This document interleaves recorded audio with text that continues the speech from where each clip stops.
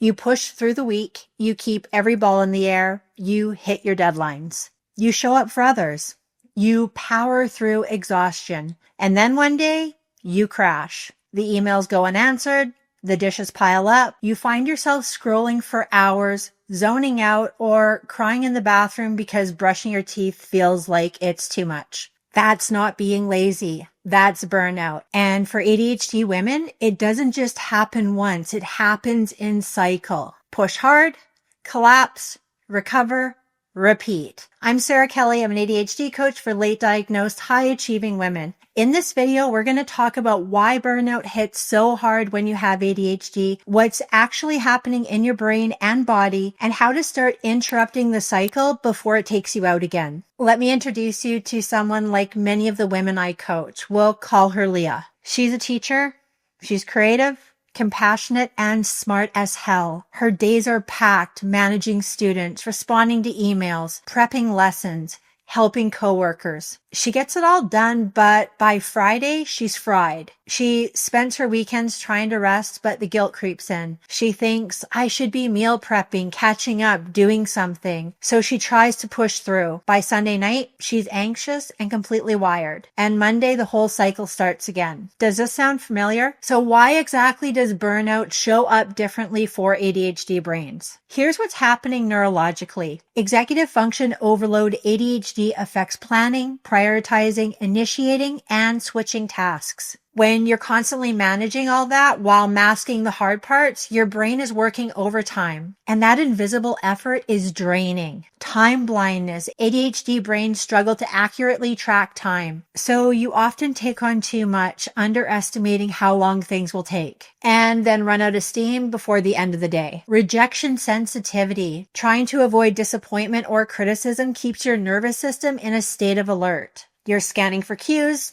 overanalyzing feedback, and overfunctioning just to feel safe. And that's going to wear you down emotionally. Dopamine crashes. ADHD brains crave stimulation. So you may just say yes to urgent tasks, jump from fire to fire, or keep busy to avoid boredom. But that chase leads to overstimulation, and eventually you're going to crash. Unprocessed emotions. ADHD brains often delay emotional processing. You push feelings aside to keep functioning, but that backlog eventually builds into a tidal wave, and burnout becomes the only off switch. Burnout is not about how much you're doing, it's about how much you're holding internally. The to-do list, the emotional load, the pressure to get it right, it's a lot. Before we dive into what can help, I want to say this. If this cycle of pushing and crashing feels way too familiar and you're craving support that actually gets to your brain, I offer free calls to talk through what's really going on and whether coaching might be a right fit. There's a link in the description below. No pressure, just a real conversation. So let's now talk about what actually helps. Spot your burnout signals early. Most ADHD women only notice burnout when they're already deep in it. So start identifying early signs. Like everything feels urgent. You're snapping at people more than usual. You feel exhausted, but you can't rest. You stop doing the basics like eating or responding to texts because those are signs that your system needs support,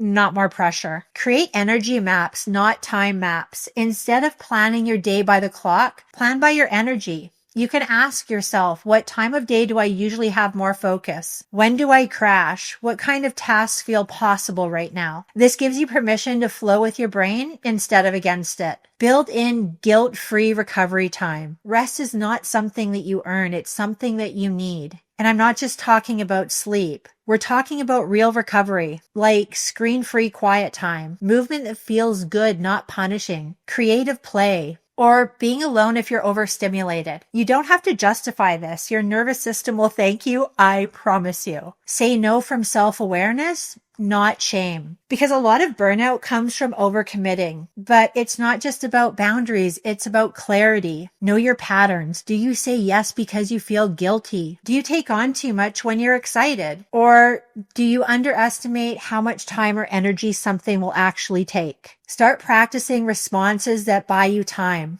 Like, let me think about it and get back to you. I'll check my bandwidth first. That pause can save you from a pileup. Uncouple rest from productivity. So many ADHD women I work with feel like rest is only allowed after a full to-do list. But with ADHD, the list is never ending. So you feel like you never deserve rest. Flip the script. Rest isn't what you get after you perform. It's actually what helps you perform. Track what recharges you. Burnout recovery isn't one size fits all. So make a list of energy givers: a solo walk, music with no words, talking to a friend who gets it, saying no without explaining yourself. When you hit a low, don't guess. Check your list. Recognize when you're stuck in survival mode. When you're burnt out, your brain shifts into a kind of foggy, avoidant state. You might forget what you're supposed to be doing, procrastinate on even urgent things, feel numb, agitated, or completely shut down. This isn't about you being unmotivated. This is your nervous system protecting you. And the way out isn't to push harder. It's to soothe the system first, then move. That might look like a sensory rest, cold water, deep pressure, a weighted blanket, naming what you feel out loud, doing one small kind thing for yourself. Practice micro recovery throughout the day.